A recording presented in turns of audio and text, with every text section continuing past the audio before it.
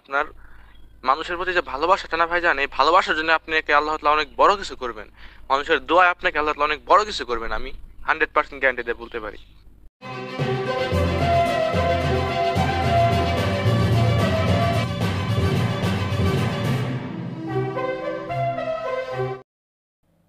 ভয়েসটি আমার একটি ক্লায়েন্টের, আসলে উনি আবেগ ভরা অনেক লম্বা একটি ভয়েস দিয়েছেন, প্রায় 1 মিনিটের মতো। আমি ভয়েসটি ভিডিওর শেষ অংশে শেয়ার করার চেষ্টা করব।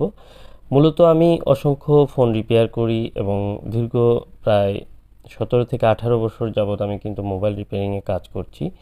আর সিপিইউ রিলেটেড এখন বর্তমানে যে ইস্যুগুলো আসছে এগুলো রিপেয়ার করছি।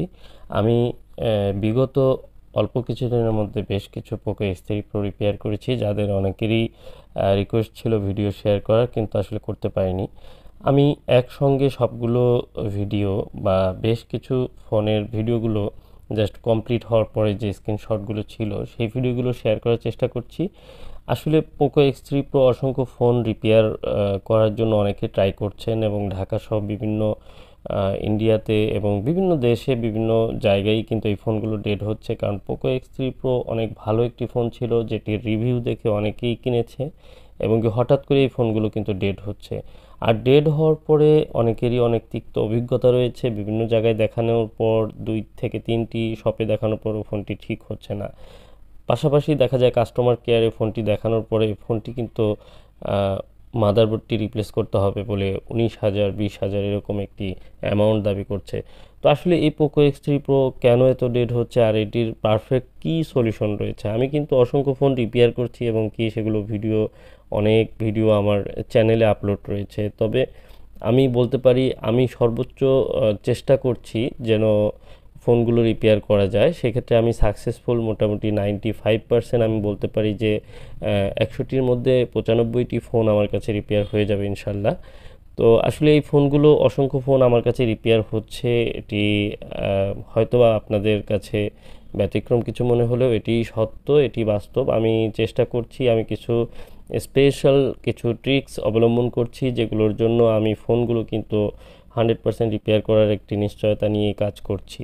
তো এরপরেও যদি কোনো ফোন রিপেয়ার না হয় সেটি হয়তো বা আমি ব্যাড লাক বলবো। আর আমার ফোনগুলো যেগুলো রিপেয়ার করছি সেগুলো কিন্তু খুব ভালো ইউজ করতে পারছেন অনেকেই, সবাই ইউজ করছেন। আর কারো যদি কোনো কমপ্লেইন থাকে সেই বিষয়গুলো কিন্তু আমি দেখে দিচ্ছি, কারণ আমার ইউটিউবের যে ভিডিওগুলো রয়েছে সেগুলোর যে কমেন্ট রয়েছে আপনারা কমেন্টগুলো পড়ে দেখতে পারেন যে কমেন্টে আমার রিভিউটি কেমন আসছে। আসলে যদি একটি ফোন সার্ভিস ভালো না পান বা ফোনটি যদি প্রবলেম হয় অথবা আমি যদি পরবর্তীতে তাদের সঙ্গে কোনো ধরনের মিস ব্যবহার করে থাকি তাহলে কিন্তু সেটি কমেন্টের মাধ্যমে প্রকাশিত হয়ে যাবে।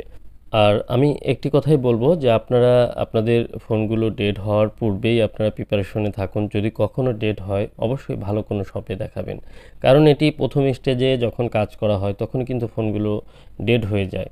যে ফোনগুলো ইনটেক থাকে বা কোনো কাজ করানো হয় না সেই ফোনগুলোর ক্ষেত্রে কিন্তু আমি 95% নিশ্চয়তা দিচ্ছি যে একটি ফোন রিপেয়ার হয়ে যাবে।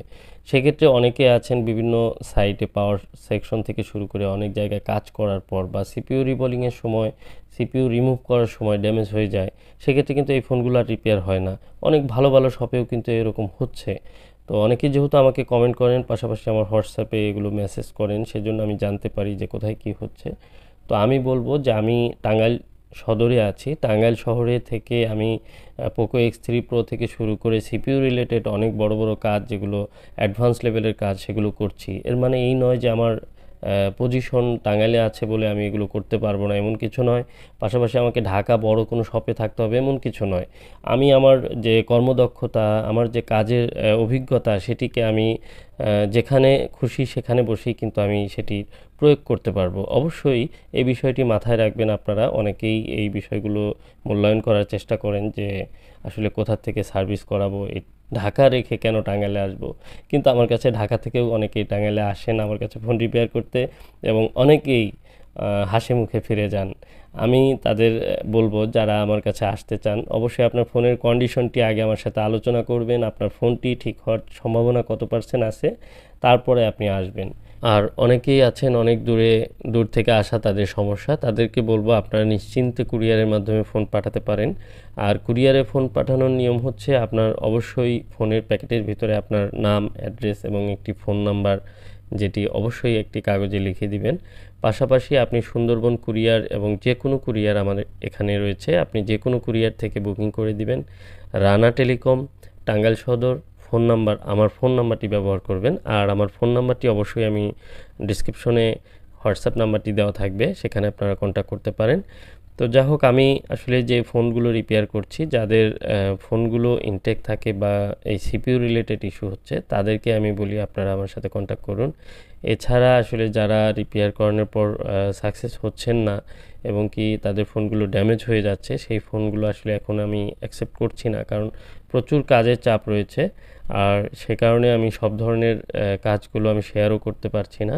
আর ভিডিওগুলো হয়তো একটু ব্যতিক্রম হয়ে গেছে আগের চেয়ে। আমি আসলে যে কাজের যে এক্সপিরিয়েন্স, সেটি অভিজ্ঞতাগুলো শেয়ার করার জন্যই এই চ্যানেলটি খুলেছিলাম। আর সেখান থেকে আমি প্রচুর পরিমাণে বিভিন্ন লোকের সাড়া পাচ্ছি, যারা এই ফোনগুলো রিপেয়ার করাতে পারছেন না বিভিন্ন জায়গায়, যারা সমস্যায় আছেন।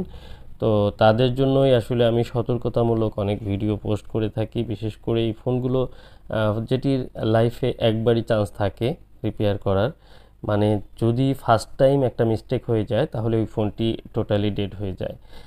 যা হোক, আমি এই জন্য এই যে এই ফোনটি দেখুন, এটি ব্যাটারি চার্জ নেই, যে জন্য আমি আরেকটি ব্যাটারি সাহায্য নিয়ে চেক করে নিলাম। প্রত্যেকটি ফোনই কিন্তু আমি সিপিইউ রিবোলিং করেই সলভ করছি।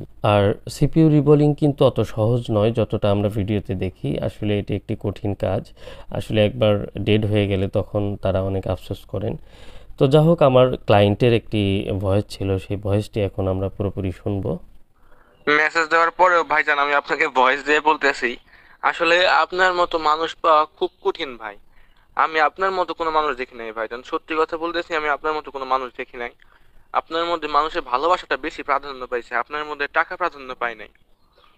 আপনার যে ভালোবাসাটা না মানুষের জন্য আপনার মনে, শুধু আমার না, আপনার যারা কাস্টমার আছে, অসংখ্য কাস্টমার আছে, আমি শিওর দিয়ে বলতে পারি তাদের মনেও আপনার জন্য অনেক ভালোবাসা আছে, আপনার জন্য অনেক দোয়া আছে।